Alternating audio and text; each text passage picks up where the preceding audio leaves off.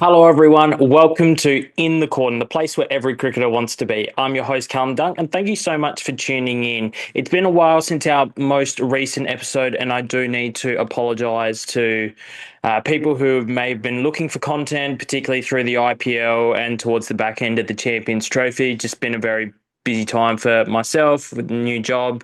So, yeah, looking to do some more content for the World Test Championship final, the India and England Test Series, Australia's tour to the West Indies as well. And I will try to cover as much of these games as possible. So please make sure that you stay tuned to our YouTube, Facebook, Instagram, TikTok, and we will update you with as much cricket content as possible. Just want to give a shout out to all of our sponsors over the last 2.5 years. Your support has been truly appreciated. So that's Pitch It Up, Macron, WTC Clothing Company, Ray White, Henley Beach, and Cooper Cricket. So thank you to those sponsors, and we hope to continue working with you in the future. World Test Championship final starts on Wednesday at Lord's. What an exciting occasion that the World Test Championship final is, and I think it's been great for Test cricket. I still think there are some flaws in the system in terms of the way that you score points and how the percentages are worked out. It doesn't take into consideration whether you're playing in home or away. I think away wins should be worth more points. But Australia have made the final once again, and South Africa have made the final for the first time. And I'm almost a little bit disappointed that India didn't make the final, simply due to the fact that South Africa sent a B team a little bit over 18 months ago. Sorry, that's not even fair for the South African players. It's more like a C grade team to New Zealand, so that their players could play in the SA20. And I just think it shows a major level of disrespect for Test cricket at the time. And I wrote an article about it. And yeah, I just think it's quite disappointing that they've been able to make the final. And I don't think they've played the best opposition. They were able to beat India in their home conditions, which was a fantastic, or draw with India, I should say, in a home Test series in January, 2024. So, they've played some good cricket at times, but they've also beaten up some pretty easy opposition in terms of Bangladesh and the West Indies in recent time, whereas Australia have been pretty consistent all the way through. They beat India 3-1 at home. They played the better cricket in that series overall, and if it wasn't for a sensational effort from Bumrah, that probably would have been a little bit more of a greater margin to the Australians. But the biggest question that I suppose people have at the moment is about the Australian lineup. There's a few questions, and the first question in particular focuses around the opening combination. And we all know Usman Khawaja is going to be there. He hasn't been scoring that many runs in the last 12 to 18 months, but I think he's done enough in the recent Test series to certainly get a crack at the top of the order. It's just a question of who goes with him. They had a reluctance to play Sam Konstas in Sri Lanka, which I thought was a very surprising choice. Great way to get someone experienced in the subcontinent. Great for someone who needs more experience opening batting in Test match cricket. And I think he would have certainly been challenged in those conditions, particularly in the second Test match, unlike the first Test match where that was a bit of a road in goal. But nevertheless, there's been a lot of talk whether it's Konstas or Marnus Labuschagne, who has been really struggling for form for a little while now. And I don't think we've seen the best of Marnus Labuschagne for about 2.5 to 3 years. And I think he's been certainly lucky to keep his spot in the side at times. I think there's been moments where he's been on the verge of getting dropped and he's been able to come out and get a score. So I think that they're going to go with Marnus up to open with Khawaja. Cameron Green's going to bat at 3. Cameron Green has been making some solid runs for Gloucestershire in the county championship.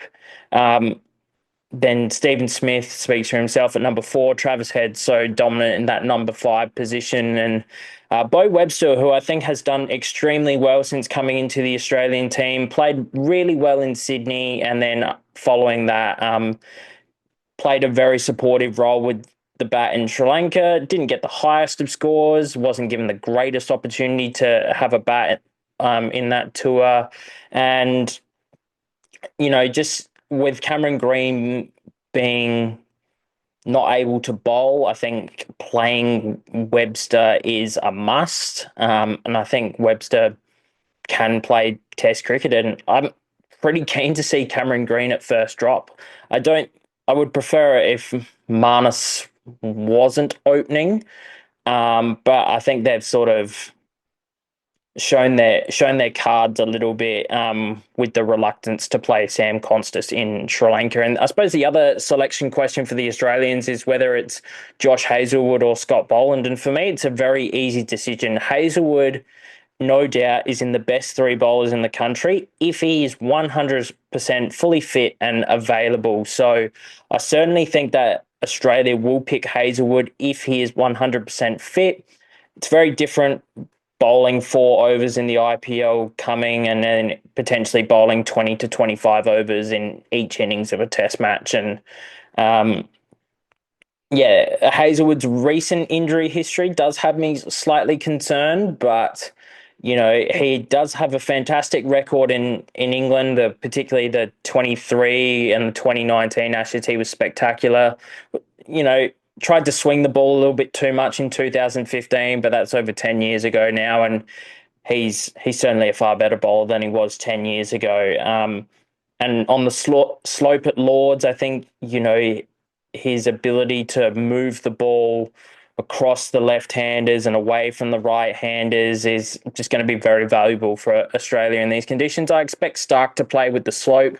I'm surprised it hasn't been a talk of Stark and Boland. I think Hazlewood, if he's 100% fit, would always play, and Stark has been known to spray the ball at times, but Stark is also the one that can break a game open in the space of 3 or 4 overs, and particularly if the ball did start to reverse swing. I doubt that's going to happen too much in this game. I expect there to be a little bit of grass in the wicket on the first couple of days, and we've seen the Lords pitch over in recent times, I should say, not deteriorate as much as some of the other wickets can in England.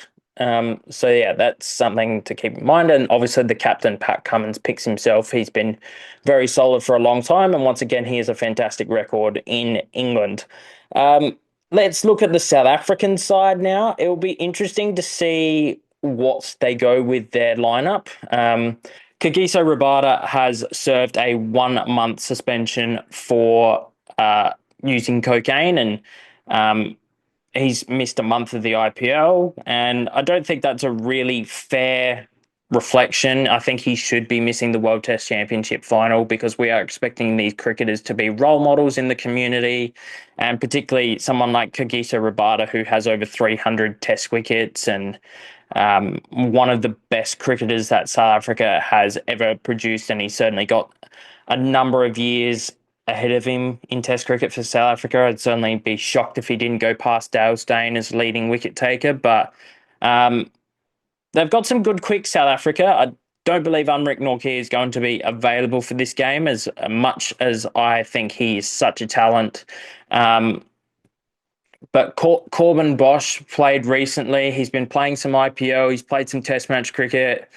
But South Africa just have a very strong pace attack, and it will be interesting to see what combinations they go with. It will be interesting to see whether they play Keshav Maharaj, the left arm orthodox spinner who has bowled reasonably well in England in the past, but he's just such a core part of that South African bowling attack, and he allows the quicks to rotate at the one end, similar to what the Australians do with Nathan Lyon and Stark, Hazlewood and Cummins. The game, I think, is going to be the two bowling attacks, I think, will neutralise each other like pretty well. I think it's just going to be a matter of what sort of output we're going to get from the batters. A lot of these players have been playing IPL. More so from the South African point of view compared to the Australian point of view. Travis Head has really been the only Australian batter to be playing in the IPL So it'll be interesting to see how the players who have come back from the IPL or just finished up at the IPL go in this particular game without that much practice against the red ball. Um, so yeah, that will be very telling. The toss, we don't know what the pitch is going to be. The pitches at Lords have tended to have a little bit more grass in them and just generally get better to bat on as the game goes on. Not that much deterioration in the wickets. Some of the pitches have been quite slow, particularly the 2023 Ashes test match at Lords, where it just became a bouncer barrage. And I really hope that it's not a wicket like that for the World Test Championship final. And I certainly hope that the weather stays away. So here are my predictions for the World Test Championship final. I'm going to go Australia to win the game. I think Australia will win the toss and bat first. I'm going to go with Steve Smith to make 100 at Lords, which will be his third 100 at Lords. I'm going to back Pat Cummins to take the most wickets in the game. I think he'll take about 8, what combination in innings. And from a South African point of view, I think Tristan Stubbs will be the player to watch for South Africa. He's had such an impressive last 12 to 18 months in international cricket as well as IPL. So I think he'll be the one to watch for South Africa. And I think Rabada will be amongst the wickets just because he has such a great record against Australia. So thank you so much for watching our quick little solo preview of the World Test Championship final. We will certainly have a video to wrap up the game, and we'll also have some videos leading into the test series between India and England. And a lot's been going on in Indian cricket, so we'll talk about that in a separate video.